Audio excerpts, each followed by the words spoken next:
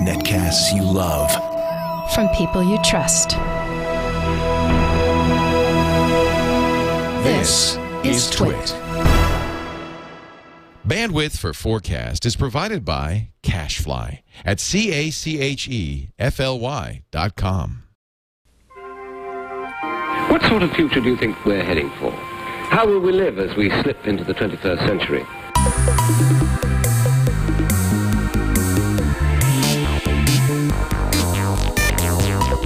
Welcome to FourCast, episode 47. I'm Tom Merritt. And I'm Scott Johnson. And this is the podcast where we have two guests on every week to discuss what we think of the future. We always get some good predictions, and I can't expect that we will get anything but great predictions from these two guests. First of all, joining us sort of last minute, so we have to thank him for scrambling to help us out here. Dick DeBartolo, host of the Daily Gizwiz and Mad's maddest writer. Welcome, Dick. Thanks. I've been trying to get on your show for 27 minutes. I can't believe that. It's a dream come true. Finally, yeah. Tony Wang sent me an email with 8 links to 8 one-hour shows 30 minutes ago and said, could you listen to these 8 hours and then come right on? So you figured out how to warp time and space. Yeah, exactly. That's fantastic. That was the first show. I was hoping that you know, I've had the honor of hosting the Daily Gizwiz in Leo's absence from time to time. So we have worked together, but I was hoping to have you be on East Meets West when you come out here, which I still hope so. I'm still going to do that. All right, excellent. I hope October 2nd. I'll be there for that. Well, we'll wait until the end of FourCast and then give you another chance on that, just to make sure. Okay. Also joining us is Neha Tiwari, project manager of production at Justin TV, one of the easiest titles to say that I've managed to mangle. Neha and I have worked together several times over the years. You were an intern at the Screensavers way back in the day. Worked at CNET, worked at Revision 3, and now project manager of production at Justin TV, which helps keep us streaming on the internet. So thank you for that. That's right. You're very welcome. We are very interested to hear what you guys have to predict, but of course we always start with a listener prediction. This one comes from Ben MC, not MC Ben. Oh, he's not like a rapper or something like that? Well, I don't know, he might be. But Ben MC says, listening to show 45 about the decline of libraries into information access points instead of actual repositories of knowledge, a point you didn't hit on is what happens when the apocalypse hits? Whether it be nuclear war, a big asteroid strike, or whatever, when the dust settles and we begin to rebuild society, the libraries of the world are where we'll begin. If it's just one big central data bank, which with all the access points hooked up to it, that will just be a single point of failure, which could be destroyed or easily controlled by someone looking to grab power in this post-apocalyptic future. A distributed network of humanity's knowledge will be crucial for the reconstruction of the world. The moon, Tom. The moon. That's where the stuff needs to be. We talk about the moon a lot on this show, and I think the moon is perfectly stationed to be the great mega data center of the universe for us, and we'll offload all this stuff literally to the cloud. We'll go past the cloud, straight to the moon, keep it there. Straight to the moon, Alice. It's only one layer of redundancy, but I'm sure we can figure out how to expand that, maybe on both sides of the moon. Create different data centers around the Earth itself, so that if there's big bombs here, we'll have a little backup there. Have it, RAID 5, so it's all sort of backing each other up. I think it'd be great. We need more moons. Yeah, because what if aren't there 7? Aren't there 7 moons? Now, what are the 7 moons? I forget. Let's see, Moon Chow, Moon Chicken, Moon's over my hammy. Dopey, There's a couple. Sneezy. Right. Moon River. Right. Yeah, there's at least 4. There's at least 4. Well, I think when people find books that they hate, will there be Kindle burnings? Will people have to go to big piles and throw their Kindles on it? Well, it's just going to be a lot more dramatic, a lot less dramatic, because it'll be Kindle deletions. Yeah. And you'll do yes, that's it. You'll do like a magnetic, a DARPA level 7 wipe of your, to really eliminate the data. You'll use Derek's Bootenute to get rid. Bootenute, I like it. Yeah. Let's copyright that. I meant to say at the top of the show, and I failed to because I'm a little starstruck, but I'm a huge fan of Dick DeBartolo, not just because he's on the Twit Network and I enjoy his work there, but I was a complete Mad Magazine nerd in the 80s. and I bring this up not just to shower praise in your direction, which I'm happy to do, but also I have a huge box. I think if you just showered, it would be good. That would be good. You're right. I have a huge box of Mad magazines in the other room, vintage stuff. I have stuff ranging back all the way to the 60s, stuff all the way through the 80s, and a number of issues from the 90s. How will I get that stuff backed up to some repository? I mean, the question is a good one. I start to think, oh, yeah, we're worried about books and the classics and the blah, the blah. And then I start thinking, well, wait, I've got stuff that may not be considered high-minded art or important literature, but stuff I would like to hang on to or have for the generations. How do I get my stuff to the moon/cloud? Well, and I think, you know, you're lucky in as much as somebody thought there was enough worth in it to do a DVD of the first 49 years of Mad all on one DVD. So just hide that someplace under the mattress, and that'll save that. Ooh, I was not aware this existed. I didn't know. I have to go get it. Okay. Okay. Can you wait till after the show, or do you need to? Yeah, you're right. No, I'm good. I mean, it's all right if you don't. If you can't, I understand. But I'm also a huge fan of Justin TV. I just want to throw that in there too. I feel a little left out. I mean, you know. Well, now, That's all right. Neha, I mean, Ben MC is sort of postulating that we'll have one central database, but you work in a place where you probably have to have redundant backups of all of the streaming, right? I mean, it's not all in one place usually. No, and I think that, you know, as long as technology has the capacity to fail, that redundancy is something that we're going to have to continue to do, because there is no fail-safe. Like even at home, you know, I have a terabyte drive, and then I have, just a number of different ways that that's backed up. And I mean, I wish that there was just a simple way. Like now, you know, I am going to be moving my media to a new computer, a new place, and joining with another person. And we're trying to figure out what's the best way to have a backup, but not have 50 different drives, or having to buy like more than 1 terabyte drive, or using something that's online like Dropbox, which is a great service as well. You know, I think that it's kind of impossible right now, but maybe in the far, far, far future, I don't know. I still think that redundancy will have to be there. Yeah, I think you always need redundancy. And I think we do have it. So even if libraries do become these nodes that access the database isn't going to be in just one place. So I think that saves us. So MC, don't worry. We should point out that the September special at Seven Moons in Rhode Island is vegetable Hunan for $8.50. Oh my gosh, that's a pretty good deal. Can we order? Yeah, Do they deliver? Maybe we can get them to sponsor. And we can just all be eating Seven Moons vegetable Hunan. Send us your predictions, folks. Email them to fourcastpodcast@gmail.com, or post them up on our blog at fourcastpodcast.com. .com works not very well. You should try .com. Short-term predictions. These are the things that will happen sooner than later, maybe in the next few years. And ladies first, we'll start with Neha. What is your short-term prediction? This prediction actually makes me pretty sad. Just because I'm a fan of this particular technology. So I'm going to give you a hint. It's technology. I believe that physical QWERTY keyboards on mobile phones will be a thing of the past, that everything's going to be touchscreen.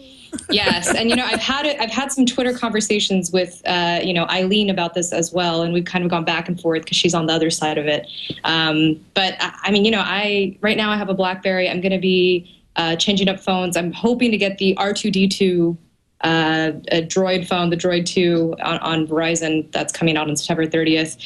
Biggest draw to the phone, honestly, is that it's one of the few smartphones that has a keyboard anymore, because nothing does, and it makes me so sad. And I'm hoping it doesn't go the way of the dodo bird, but it's looking like it's going to happen. Do we need to start save the keyboards? I always wanted a phone with a keyboard until I got the Droid X with Swipe, and I love using Swipe. You know, where you just drag your finger around, and every time you do it, you go, there is no way in the world that this technology knows what I'm dragging my finger across. And you look up, and it has the right word. And I'm thinking, you know, maybe I don't need a keyboard. But my current little carry-around phone is in LG, the LG NV3, because when you open it, there's a physical keyboard there. But the Droid X is the first time that I thought maybe I don't need a physical keyboard.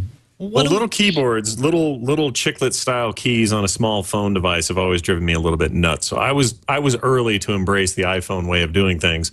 And Swipe is a good example of how that's evolving, and others are doing other cool things to create gesture-based input systems and that sort of thing. And I think that there's no doubt that touchscreen and gesture-based stuff is the future for human interface. There are going to be times, though. So it's like this issue of I use my iPad more now than I do my notebook computer. And it's kind of just sitting there collecting dust, whereas before my iPad, I used it all the time. So I'm finding that my kind of portable computer needs are being taken care of with a combination of sort of phone and this iPad device. But when it comes to like the actual work I got to get done, when I got to get a webcomic done or record a podcast or whatever, I still kind of need this boutique PC that I have to have set up with a big keyboard and lots of dials and knobs and mixers and stuff to make it all work and happen. And I don't know that we'll ever get away from that. It seems like for us to create content, the interface of touch and of swipe and this sort of thing is too basic at this stage. We haven't figured out a way to make that kind of complex stuff happen without a bunch of keys and a bunch of combinations of keys. And so I don't know that we're out of the woods yet, but I think that the future probably, it's certainly for everyday stuff, using computers and using microwaves in our cars and everything else, that touchscreen world is probably here sooner than later. You know, I agree with you that Swipe is a great technology. I've tried it out myself, and I was actually shocked. I mean, I have a weird name, and I didn't really think that it would be able to get my name spelling and everything correctly when I swiped it. It did, which was incredibly smart. But there's something, I guess, I'm like a tactile person. I like the way that something feels in my hands. And when it comes to like pushing down buttons and keys, I just like that feeling. I've tried, I had an iPhone briefly a couple years ago, and doing email and stuff like that was just really quite difficult for me to do. I mean, I felt that when I had the iPhone, I read a lot of email, but I would kind of hold off to respond, or I'd respond when I was at home, or my responses would be much, much shorter than they would have been if I were on my BlackBerry. So, it's something that I do see more and more, like you mentioned, Scott, in the kitchen, microwaves and stuff like that. A lot of things are having like this touch screen type application, but I'm going to miss it. I mean, call me a dinosaur, but I think I'm going to really, really miss having some buttons to push on. I think longer term, we are going to lose input interfaces of any kind, whether it's touchscreen or anything. I mean, we already have the beginnings of the ability to just sort of move a cursor around with our thoughts.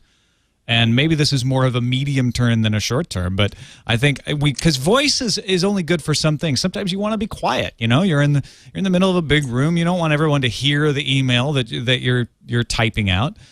So I think that's where we go eventually.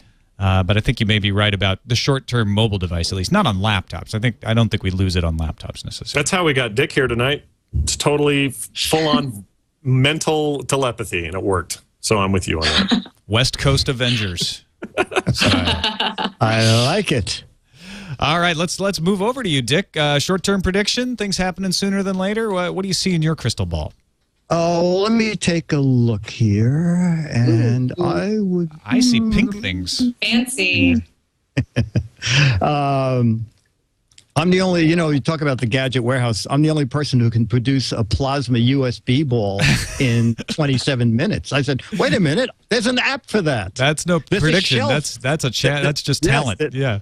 There's a shelf for that. Okay, so I say that in 10 years, it'll cost to fly from New York to San Francisco $5. $5? And if you want to buy that ticket, it'll be $300. If you show up at the airport, $200 more. If you want to wear clothes onto the plane, $170 more. And to sit, $87. No, somewhere along the line, someone has got to, and maybe it'll be JetBlue, go back to, this is the price, you bring your luggage, you get a seat, you board orderly. I don't know if you know that American Airlines now, I think it's $25 if you have a coach ticket. If you pay the extra $25, you can board right after the first class section. Yeah. And it is. United does that United Express section or whatever it's called, where you get a little extra room and you get to board earlier too. I mean, if someone would just go back to a price for a ticket, I think that would be the next new thing, because they can't fragment it any more than they are now. Buying you food on the flight. I think it's American also that has the blanket pillow combination. Oh yeah, I don't have a big problem with buying the food if the food gets better. No, that's okay. That's okay. But it doesn't seem to be following in that way. No. But yeah, and if there's an emergency, did you pay your emergency fee? Because the people who've heard the emergency fee. Some of the airlines are charging you to sit in the exit row. You're providing a life-saving service potentially. Yes, and bulkhead seats, extra charge. It's got to go back to like remember People's Express? Well, you're too young for People's Express. I remember. It was like ridiculous. It was like. New York to Miami was $55. It was the precursor of Southwest. Yes, exactly. And there were no tickets. You just put your name on the list. You paid on the flight. Yeah.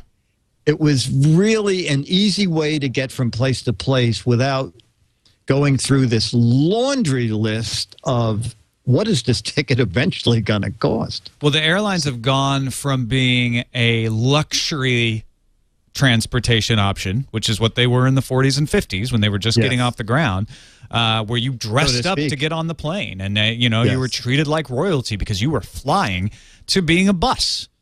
That's exactly what they are these days. They're the kind of coach service you have in Europe, where the trolley cart comes down and sells you tea and biscuits, and and you're kept reasonably uncomfortable for the entire journey. But they get you there. Fortunately, they don't make rest stops. But outside of that, your analogy is a good one. Yes, it would be. Well, they kind of do if you buy, depending on what ticket you buy. If you've got 3 connections, that's essentially your rest stops. That's true. That's very true. I have 9 connections coming out to when I come out to a Twit Cottage because they wanted me to get an economical ticket. So, because Twit's paying for it, right? Yeah. Yeah. I'm going from Newark and using via points. Paris. Yeah, I know. Exactly. Well, here's a question. So the reason that the ticket prices are high in some people's minds, I've heard this argument used, is because they need to be able to have all this wiggle room to have deals. So if you buy a ticket today, it's $300 round trip, but then tomorrow we're having a special, it's $50 round trip. So you go and you get the deal, but then that drives you to that airline and they use them again, even when they're more expensive, and that they kind of need that range when really they could just do one flat $50 rate for everybody and they'd be more profitable maybe because they would end up with more flights. You're saying that the low price is a sale price? And that once you get the sale price, you'll think that they always have the lowest? Yeah, kind of like that. Okay. Or like anything. If you're buying an app on the App Store and it's 99 cents today, but it's back up to $8 tomorrow, we're like, well, I'm going to get that app now, but I'm going to remember that developer, and when they put out a new game, I'm going to get it. I mean, there are a lot of people market that way. This sort of, we're normally this, but for today only we're this, and if they've got that kind of wiggle room, it means that typically they have some kind of something in the middle that they could settle on, and everybody would just pay this flat rate, and more people would fly. Is the bottom line. Well, they're trying to maximize the plane, right? Because if they have an empty seat, they lose a lot of money. So it all starts with them saying, yeah, I'm going to charge the same for everybody. And then they have 5 seats empty. Well, let's make sure we get rid of those 5 seats, sell them at a discount. And then the craziness begins. Neha, do you fly a lot? I do. I recently just flew to and from Vegas. And, I flew Virgin America one way and Southwest the other. Oh, that's a contrast. Interesting. Yeah. How did you happen to end up? Did you buy 2 one-way tickets, or you have a travel agent that likes? Yeah, it was kind of because I booked them at different times and was just trying to get the best price each way, and that actually was the best price by just going on 2 different. Wow. Normally round trip is the best, but that's very interesting. Yeah. Well, also I was flying in. I wanted to fly into Oakland instead of flying into San Francisco. So. Yeah, that's it's getting ridiculous in things. So I like the idea that some airline will get some sense. I think this is a good prediction. I don't know if it'll happen, but I want it to happen.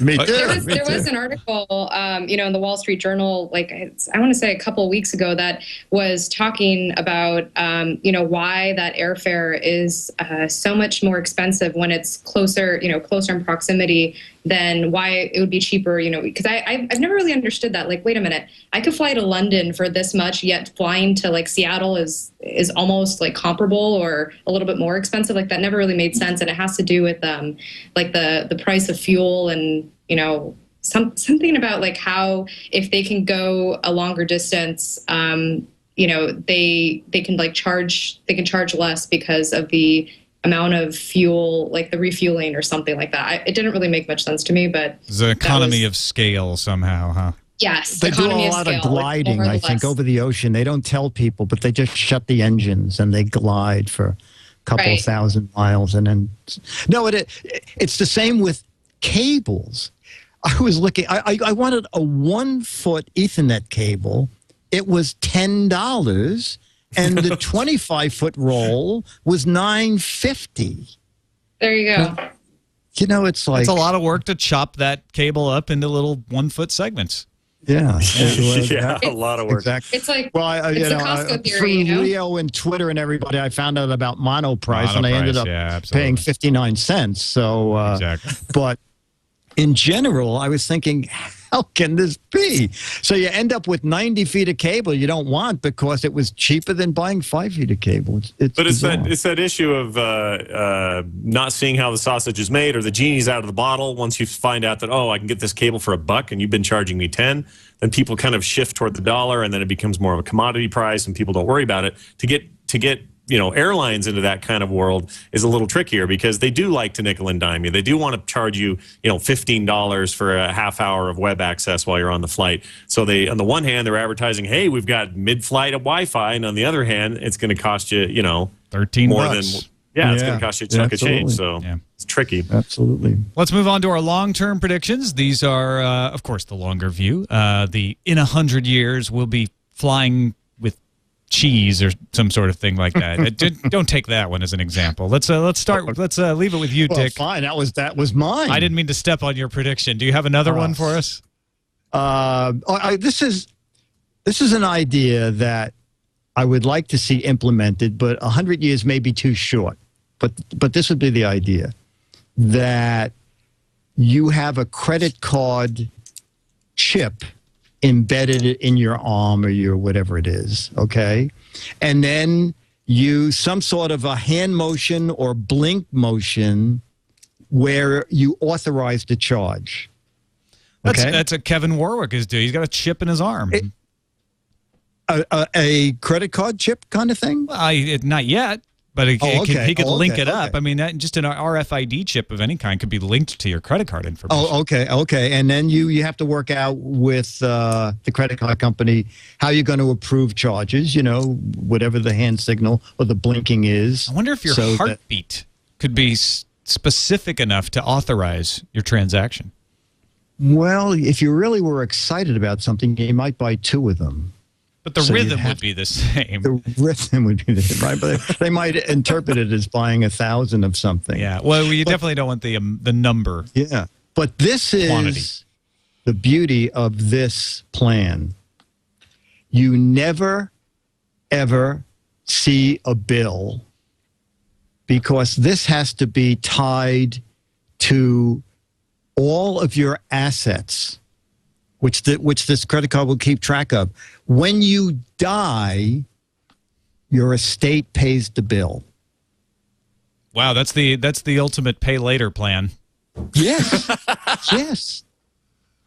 We could call it Dyer's Club. But is this not a good plan? Do you have your Dyer's Club card, sir? Well, of course, it's right here in my arm. Dyer's, exactly. Of course I do. A silly question. I go. You said you were gonna. Did you know that you paid that bill with your left arm, and your chip is in your right arm? I don't know. I think we're gonna get arrested when we leave here. No, I would like to see some really easy way not to carry anything, but be able to bill things. I know in theory, they're working on, and I think maybe even Japan, they have it already, where you can wave your cell phone and charges for things you buy, I think from vending machines, then show up on your phone bill. But I would like it so that you had to carry nothing, because in the summertime, I just wear shorts and a T-shirt. Well, in the future, you'll probably wear less. Yeah, it could be. It could be. So you may just wear your embedded chip. Exactly. Then we go, who has the bigger embedded chip? Then you're back to that problem. Yeah. Well, and a couple people. Yeah, go ahead, Neha. Go ahead. Well, there's a few mobile services.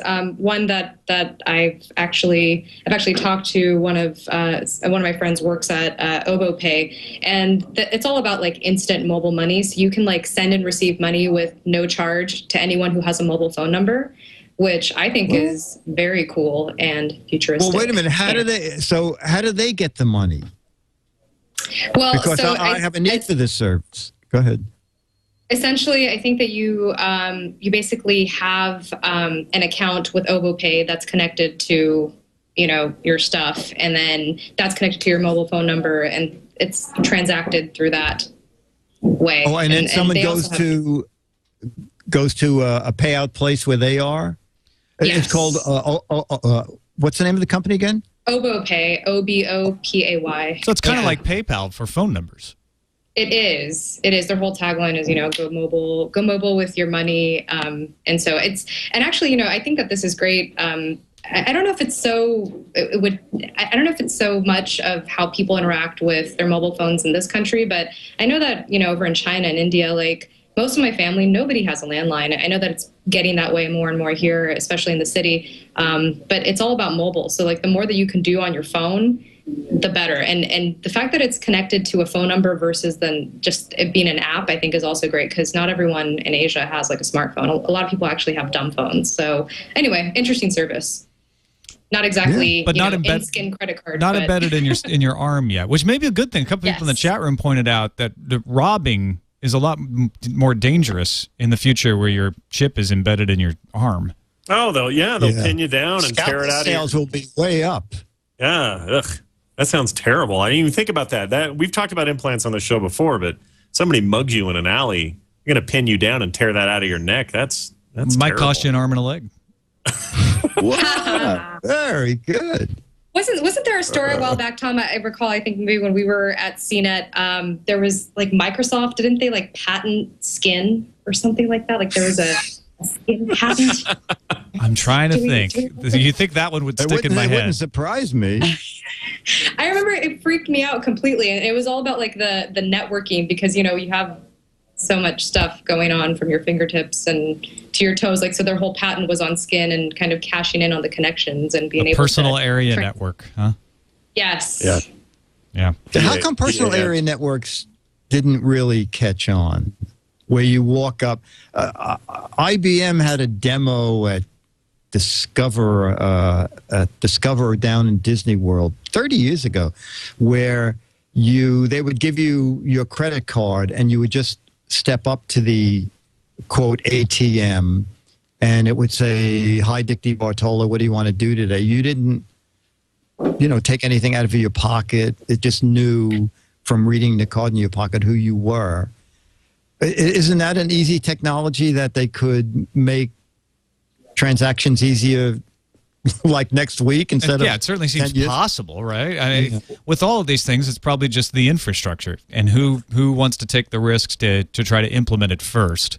The advantage of that, too, is you don't have to have something that's physically inside of you. So, for example, if you, let's say you do get hacked, you need to cancel your account. Do you cancel the physical device that's inside your arm, or do you have to go get another implant? Is that done in a way that's less painful or less expensive? I mean, all of those questions arise. So it seems to me that if you wanted to do something cool, make it like make it a patch that expires. So I'm going to the beach, I stick the patch on my arm. Oh, that's okay. That's not bad. and it does what I need it to do, but it's only set to work for like a 12-hour span. And anything that's your single-use credit card number analog. Right. Yeah.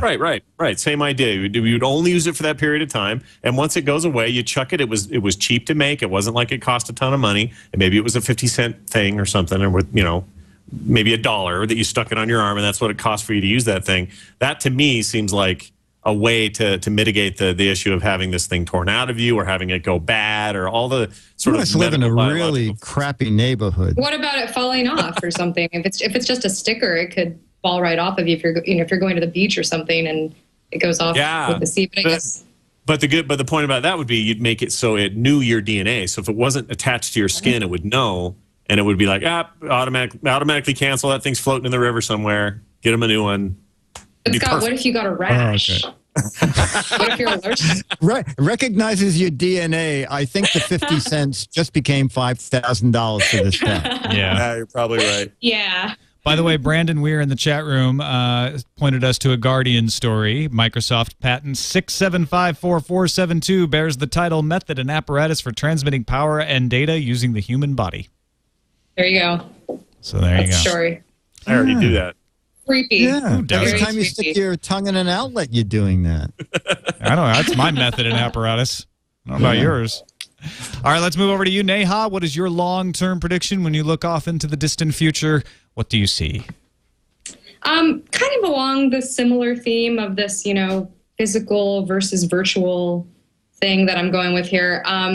I think that physical, so I'm going to switch gears here a little bit to gaming. I think that physical controllers will be back after, everyone kind of has a backlash for Sony Move and Xbox Connect and all these kind of virtual like gaming things that are happening now to get that casual gamer. So I think that the problem with these technologies as they stand right now is that they actually they kind of exclude the hardcore gamer, because there's a lot of games which I don't really think that you'd want to play if you were, quote unquote, in the game, Nintendo, which is probably one of the best selling consoles to date, the Wii, they have really gotten that casual gamer market with having like this very physical, Wii Fit thing that they're trying to do. And now Sony and Xbox are trying to, get on the bandwagon. But I don't think it's the right move. And or maybe, now everyone's really into 3D and that whole thing. But I think it's a fad. I think it's going to fizzle out and people are going to be like, screw this, give me my controller back. Sony seems to agree with you. They launched a site called Yay Buttons, making fun of Microsoft Connect. Yeah, they do, which is funny because they're just duping what Nintendo's doing, really making it's a little better and more precise, but really they're just taking that same model. But I'm with you 100% on this. I'm being a complete game nerd myself. I have no interest. I have some interest. Okay, Let's Dance looks like a lot of fun from the Rock Band guys. That looks like great time. Everybody's in the room. We're all going to have fun with it. That might even be worth the price of the $149 for the device. There may be some things on the Move side, again, that are fun things, but I think you're right that they are overall kind of a fad. I haven't touched my Wii for almost 2 years now, and I can't wait for certain games to come out. I'm going to go to the midnight launch tonight for Halo Reach. And why? Because I can play that game the way I want to play it. And the way that I want to play it is with tactile. Here we are back to tactile buttons, but I want to play it with a controller the way my hands have been raised to do it. And I don't want to sound like some old man on the lawn telling the kids to get out of my yard, but controller-free gaming, as presented to us for the next 10 years, is not doing it for me at all. Well, Scott, could I ask you? I mean, were you a PC gamer in the past, or have you always been like a console type of person? What's been your experience there? Both and always. I have a extremely screaming gaming PC that I still play today. So I'm playing a lot of StarCraft 2 and a lot of other first-person shooters and stuff. And once again, like a game like StarCraft 2 needs a certain kind of control scheme. They've tried RTSs on consoles. They fail on consoles because they just can't nail the control scheme. So there's another case of where we're not even talking about getting rid of controllers or buttons. We're just talking about a completely different human interface that's best suited to the application. So like you with your phone, tactile keyboards are best suited to the way you like to use your phone. And I think you can apply that to gaming. The way I like to game on PCs is with a keyboard and a mouse, and it's with certain kinds of games. But I don't want to play Super Mario Brothers or Super Mario Galaxy on my keyboard. Yep. I want to play that with a controller. Yeah. still rather not play with a Wii remote, but that's another argument. But right. But I mean, I've had that too. I've done some PC gaming myself, and I actually was like a really big PC gamer until I got an Xbox and was like, actually, you know what? This is actually very awesome, because I kind of went from like Nintendo, a lot of those consoles. I had a PlayStation. The next thing I had was a PC, and then now I have the Xbox. And I think the controller is a huge part of gameplay, which is what you're touching on. One of my favorite games is Street Fighter 4 on Xbox, and I think that's such a part. I mean, it's a skill set. If you're really good with, let's say, gaming with Ryu or whatever character is your poison, I mean, that's awesome. Whenever I play Xbox Live against someone else and they're just like kicking my ass, I'm like, this person knows what they're doing. They're really good. They're not just like button mashing and they don't know what they're doing. They have like skill, and that's a technique. And if you were playing that, I mean, let's just say if Kinect were to come out with something that was like Street Fighter savvy, I mean, what are you doing? Just like punching somebody and punching a camera, or like what's the skill in that? Yeah, and there's a place in the market for somebody like Capcom to say, all right, we're releasing Street Fighter Kinect, okay, which is a watered down workout sort of styled game where you can fight virtual characters as your favorite character in the Street Fighter universe. It's maybe simplified, or it's created in such a way that it's driving you just to get that exercise or something, or it's provided more of a party atmosphere style game or whatever. I think there's ways for these companies to make money and to push their games through these casual gaming markets and through this motion control stuff, and they can be meaningful experiences. But if you're asking me to sit down and play a really good game of Street Fighter, I'm not picking that one, because that is not Street Fighter at its core. You want force feedback. You want to feel the ultimate the ultimate aim of a video game is to feel like you're doing what the video game is doing. So if you're holding a gun and pressing a trigger, you want to feel the trigger. And if you're punching someone in the face, you want to feel their face hit your hand. I mean, so unless we get some sort of virtual way of providing that, I think you're right. We have to have some kind of physical aspect. And maybe that's where Sony does have the right idea, where they give you something to hold, but they also try to take advantage of the motion capture and the wireless that Nintendo has. Yeah, and if they do it with enough precision, then there's a lot of hope for that Sony move. I actually think that of all the options, it's the one that holds the most promise for hardcore gamers, because if you can create a shooting experience that really is a one-to-one experience, which the Wii has not provided in that regard, then that's something special. At the very least, it provides game opportunities that maybe you couldn't do with a traditional controller.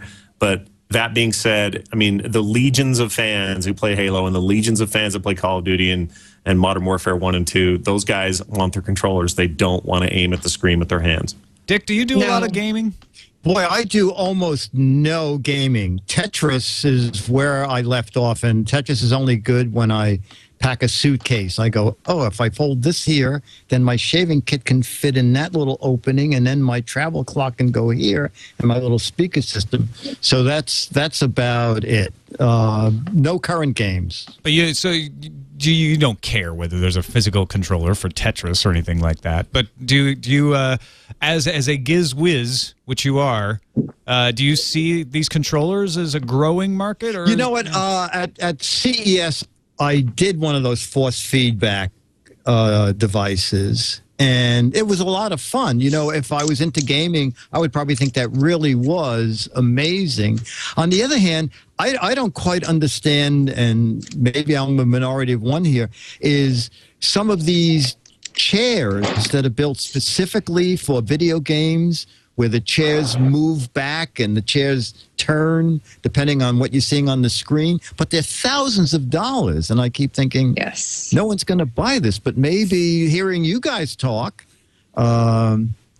maybe you already have this kind of equipment in your house. Scott, zoom back a little. Are you sitting on one of those $2,000 chairs? No, I'm sitting on a $100 chair I got at Office Max. So, yeah, I have never taken... I mean, Leo sits on a $22 ball.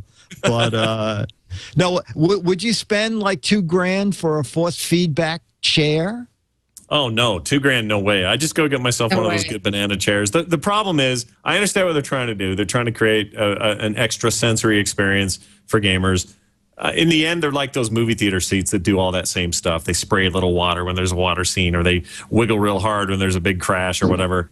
it's just in the end kind of a weird gimmick that might be fun the first time, but the extra cost you pay at the theater is maybe an extra $3 for that ticket, or at home for a chair like that's $2,000 is not worth it to me. Right. I mean, I think for me, like I used to see a lot of those chairs like in high school and college. I never owned one. I've sat in many of them, and they have the speakers and this whole like awesome thing, and it's fun. I'll tell you that it's fun, but I would never invest in that. Like for me, just a controller that vibrates, that has that feedback. That's really enough for me. And I don't know a whole lot of gamers over the age of maybe 20 that have spent money in something like that. Let's move on to our crazy-ass predictions. Really far-out forecast, like in 2,000 years, there'll be intelligent rutabagas or something like that. Time frame doesn't matter. Just take the leap, and Neha, we'll keep it with you. What is your crazy prediction? I don't know if it's that crazy. This is the one that I had the most trouble with, guys. I'll tell you that. Come on, let loose. Be crazy. You know what? I think all clothes in the future are going to be stain resistant. Like nothing, like laundry will be obsolete. Wait a minute. Not that crazy. Come on, bring it in. That's insane. I love this one. Keep going. I want to hear the rest. This is fun. I'm saying, I think that laundromats, I think that laundry machines, all of that stuff, a thing of the past. Like, right now, laundry machines have like 1,000. I just bought a laundry machine like, I don't know, 6 months ago or something. And there's so many features. It's crazy. Like you could disinfect. I love disinfecting things. So there's all kinds of disinfection settings and this and that, which is great. But, I think that like as time goes by, there's just going to be more and more stain resistant clothes that will actually make it so that you don't really need to wash anything ever again. So not just like stain resistant, but antibacterial too, huh? Yeah, so you're thinking like little nanobots all in your clothes, kind of working all the time to keep things clean, or what do you think these will be made of? I think that they're going to be like really just normal fabric, how things are today. Like I think Dockers or someone came out with like pants. They had Teflon in them, though. I don't know if that's the best technology to go with to implement this, but I just think that it's going to be. I've seen it with more and more stuff. I even went sari shopping, and as you know, saris are large pieces of cloth that are made out of silk and whatnot. And this woman, like, she poured a glass of water on a sari right in front of me to demonstrate this new stain resistant thing. And if they can weave that into like a really old garment, then I think they can do it with anything. So socks, no more smelly socks. Wow. No more. No stains, and I think it's just going to be like self-cleaning somehow. Wrinkle-free too? Yeah, why not? Why not? Wrinkle-free too. I like this future. Tom, you way out crazy thinker. Let's take the crazy and make it crazier. Yeah. It's kind of silly, but kind of. That's good. I like it because it has other applications. We're not talking just about clothes here. We're talking about furniture. We're talking about upholstery in cars. We're talking about dishes. Carpet, dishes, cloth whatever. dishes Pot that clean holders. themselves. Yeah. Pot holders get disgusting. You're right, Dick. Yeah, handkerchiefs. This is. I'm sorry that the show isn't on for another hour, so we can make up our list. Yeah. I think this is crazier than you think, Neha. Yeah. I think so. I don't think I really thought about it as far as you guys are taking it, but I like where you're going with this. And That's our job here at FourCast. Yeah, exactly. I didn't I like realize it. I was getting into such an educated type of program. All guests sign a waiver that their predictions are the property of FourCast, and Scott Johnson and Tom Merritt are the sole executors of that intellectual property. Damn. Let's move our crazy-ass prediction over to you, Dick DeBartolo. In 2,000 years, will we be made of cheese? No, I'm saying my prediction is only 500 years in the future. Is that okay? That's fine. It's just a crazy-ass prediction. There's no time. Okay. For it. Yeah. It will be the Skype transponder. So we're Tell me sitting here more. doing Skype, and you're saying, you know what? So the ceiling fell down, and should I use? And you go, wait a minute, just hang on, and you just hit transponder, and you are sucked into your webcam, and you come out the other person's webcam, do your job, whatever it is, and then go back to your webcam, their webcam, and you end up back in wherever you started. So Is it it'll your be- actual self? Yes, that's the beauty of this. Is this like the Fly a little bit? You know, like how we put that machine. Yeah, don't make sure that there are no insects in your room. Well, it sounds like the Star Trek transporter. Yeah. Yes. Exactly. Exactly. Yeah, Except Skype is. So if we're physically coming, it's not just a representation of us. So you don't see me in this thing like Tron. Well, I guess Jeff Bridges really did go in there, but the idea that you're not just scanning me with this camera and sucking my essence over to you, and then a reconstructed clone of myself would have some sort of limited time to do whatever you needed. Far too much to bear. No, it would just be one of you in another place. So maybe it has to be 1,000 years from now. What about like the items in the background and stuff? Like, does your chair come with you? Like, does your bike? No. Well, you take whatever you can. You can only have one carry-on. That's. Will you be charged by Skype for any extras? Will it be $25? Well, yeah, and then 2,000 years there'll be Skype first class, and then Skype coach, where you can only go through with what you're wearing. But Skype first class, you can take your luggage with you, unlimited. But no, wouldn't that be great? No airlines. You know, one of the things I really hope for in 50 years is that we have high-speed trains coast to coast. We are so far behind in America. Like, I get Trains magazine. I think the French trains are now running, the newest runs at 375 miles an hour. And here the Acela, can reach 110 miles an hour for 3 yards of good track somewhere between here and Boston.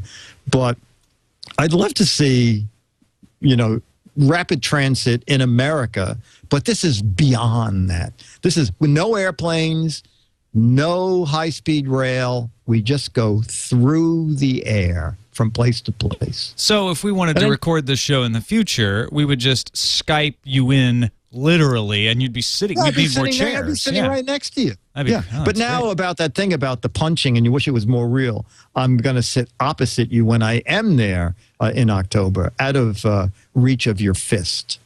Well, I thought you were going to promise to make that punching more real for me. So I'm glad you went the other way. Yeah. I don't need any more real punching. At least. Oh, okay. No, I thought you were the puncher, not the punchy. Not coming at me, for sure. I'm not very good at first-person shooters. I've never claimed to be. Oh, okay. Or first-person punchers, the little-known FPPs. Oh, okay. Wow. There is. But wait a minute. What if someone Skype calls you and you don't want them to come over? Like, how do you? Would there be like you have a little Skype cam cover. You just and they just bounce off of it. So it's just If they try to get in, they hit that. Boing, they go right back to where they started. Oh, yeah. No, you can. Would there be some pain involved? Like, would it be like running into a brick wall? It could be, if you play your cards right. Would you like it to? What if Skype starts going bad? You only get like my arm or half of me or something. That's you could have a pain list instead of a block list. Yes, exactly. Let through. You could put a little tiny little hole so they come through in there like an inch thick and 30 feet long. That'll show you. That'll show you from coming in without an invite. Web5319 points out Wi-Fi dropouts would be a lot more dangerous in this situation. You're absolutely right. Where are you? Aren't you in Boston? No, I'm in Boise. Oh, I have to get someone else with Skype to get me back on my track again. Yeah. All right. Well, it is time now for 4 questions. This is the segment where we ask each of our guests. This is the segment I totally don't understand. But okay. Well, here we go. I'm about to explain it to you. We will ask each of you 4 rapid-fire questions about the future. Don't stop and think. Just answer from the gut. Free association time. Okay? Okay. Scott, go ahead. Okay. Oh, you want me to go? Good. I'll do it. Hey, Dick DeBartolo, I'm going to ask you first. Are you sitting comfortably? We'd like to ask our guests. Yes. All right. Oh, good. That's one question. What's the other 3? It's not like genies. We could still add more questions. The 4 questions are still coming. Oh, okay. That was my 5th bonus question. First question is, what organization would you like your brain uploaded to when you die? Oh, Mad Magazine Archives. Brilliant. That's where they should go. If you are trapped in a room with Mort Drucker, Don Martin, and Stan Hart, who do you decide to eat first? Mort Drucker. That may be my favorite 4 question we've ever had. He's pudgier and probably tastier. Oh, he's so talented, too. He's my hero. In the future, when there are no more need for scissors, what will you run with instead? Chopsticks. Because China's taken over. Good point. Al Jaffe, misunderstood genius or perfectly understood genius? Perfectly understood genius. Agreed. You'd have to say that, but I agree. Oh, Al Jaffe is, can I tell you one quick Al Jaffe thing? Yes, of course. Okay. The Mad Fold-In, what Al Jaffe's famous for. Al Jaffe's now 85 and still does the Mad Fold-In. And people sometimes say, how did the Mad Fold-In start? And it started when Playboy came out with with the Playboy fold-out, the gatefold, at the center of the magazine. Yeah. And Al Jaffe went to Bill and said, Bill, I got a great idea. Playboy started doing a fold-out. How about we say we're too poor to afford a fold-out. All we can afford is a fold-in, and it would work like this. And he showed Bill what his idea was. And it's been running now for 45 years. So anyway. That's brilliant. That is so cool. I had no idea. Yeah. I feel like I just got some awesome piece of information that many other chat room people did too, but that is really cool. All right. Where do I go from here? Oh, last one. Should I ever sell my huge box of Mad magazines? Should you say again? Should I ever sell my huge box of Mad magazines? No, because I want to sell mine and yours will flood the market. Don't sell them. Awesome. You did great. Those are my 4 questions. You passed with flying colors. Those were 5, by the way. Yeah, I know. He can't count. All right. You got a bonus one. My first question. And was my chair comfortable was actually 6. When am I will paid by the question? Is it 60? Was it $10 a question? When will the hosts learn to count? Will be my first question. No, Neha, are you sitting comfortably? Yes, I am sitting very comfortably. Good, then we'll begin. Question number 1. Will waffles survive as a food option for the next 1,000 years, and why? Yes, because they freeze well. That's a good answer. Yeah. Nice. So you mean particular waffles will survive, not just the food, but the waffles you have in your fridge. Yes. Those are gonna be fine. Those can, they can survive anything. Question number 2. In 100 years, how much of our lives will be streamed live? Ooh, I'm gonna go with a lot, just because it seems that everyone's streaming. I guess YouTube's getting in the streaming game now too. So, if they're doing it, that means that it's got to be something big. Good. Well, you're in the right business then. Question number 3. What will the aliens look like when we finally meet them?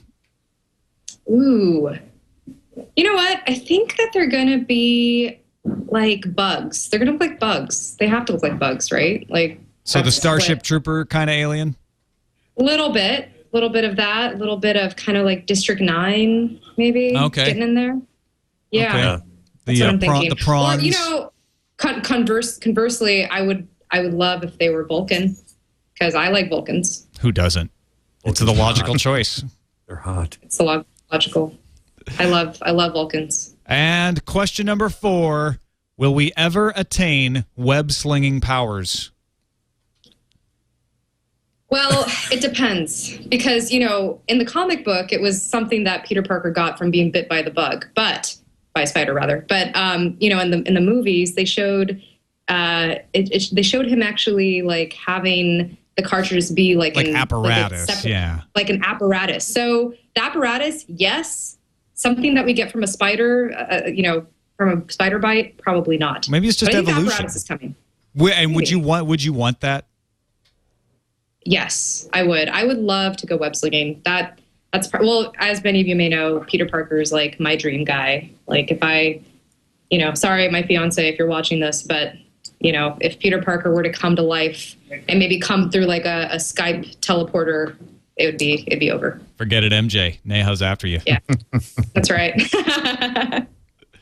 All right, those are your 4 questions. Thank you, Neha.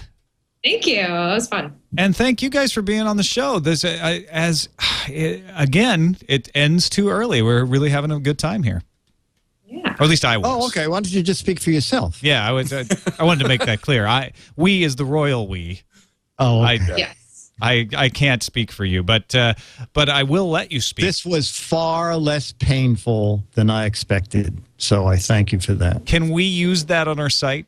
Far less Yes, painful than far I less painful. expected, DeBartolo. The Gizwiz. The Gizwiz yeah. says. The Gizwiz boasts far less painful than expected. Dick DeBartolo, thank you so much.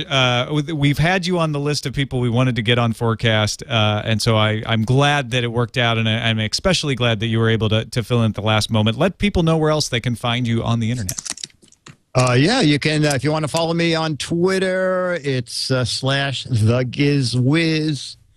World News Now on ABC. But if you follow me on Twitter, I always post when I'm going to be on ABC News. And, of course, the Daily Gizwiz. Oh, another prediction, speaking of Daily Gizwiz. Probably 11 years from now, ABC, NBC, CBS, even Fox will have a summit and invite Leo Laporte to say, how do you get big audiences like you have and keep them? So look for Leo's other 97 podcasts, and I'll be joining you. What is your other show on Sunday that I'm going to be on? East Meets West with Roger Chang. And what do we do on that show? Are there more questions? East Meets West is no format. Open format. You talk about whatever you want. Shoot the poop. Yep. Pretty much. Okay. I'm in for that. Thanks a lot. This was fun. Thank you.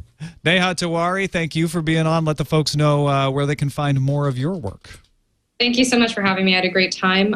You can follow me on Twitter. I'm twitter.com/Nehalia. And I have a website. It's nehatiwari.com. It's a little bit in a sad state just because I've been kind of taking a little break as far as like blogging and producing goes. But yeah, you can hit me up there and catch my ramblings. Also, I did want to do a shout out to Polly Wood, who was in the chat room.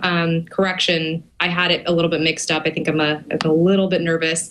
It's actually in the comic, he made his web, and in the movie, Spider-Man naturally had his web, which I actually had issues with. So good correction, good catch. Thank you, Polly Wood. And thank you, Tom. It's nice, being around you again, even if it's virtual. Likewise, absolutely. It's always a pleasure hanging out with you, Neha, virtually or otherwise. Yeah. Yes, totally. And fun to get folks talking with Scott Johnson that I know. Well, always is a pleasure. Virtual Tom is my favorite Tom. I should say that before we leave.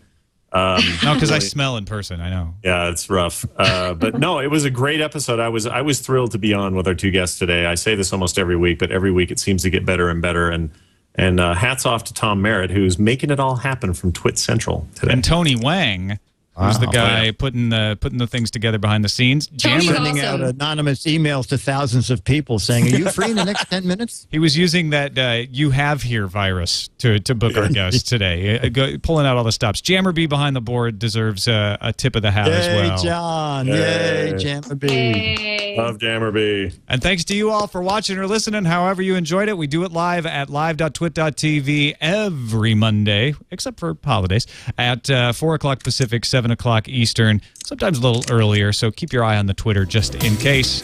We'll see you next time. Bye-bye. Bye. But it's only 32 years away. Wait. Alfred E. Newman. It's a snack. It's a snack. Neha Tiwari, project manager of production, Justin TV. Does that sound right to you? Yes, longest title ever, but yes. Oh, no, it's not. Because you're on with Dick DeBartolo, host of Daily Gizwiz on Twit.tv, an American writer. He has most notably written for Mad. He is occasionally referred to as Mad's maddest writer, this being a twist on Don Martin's former status as Mad's maddest artist. DeBartolo served as the magazine's creative consultant from 1984 to 2009. Actually, we're going to be live streaming the wedding, believe it or not. How's that for the future? That's What great. what website will you be using to live stream the wedding, Neha? Justin TV, one of the largest live streaming platforms on this earth. Wow. Yes. So, and by the way, people out there, if you haven't downloaded the Android app, you should, because it's awesome. The Admiral Akbar cartoon, by the way, that Jammer B put up, that's Extra Life. That is Scott Johnson's work. But it's only 32 years away.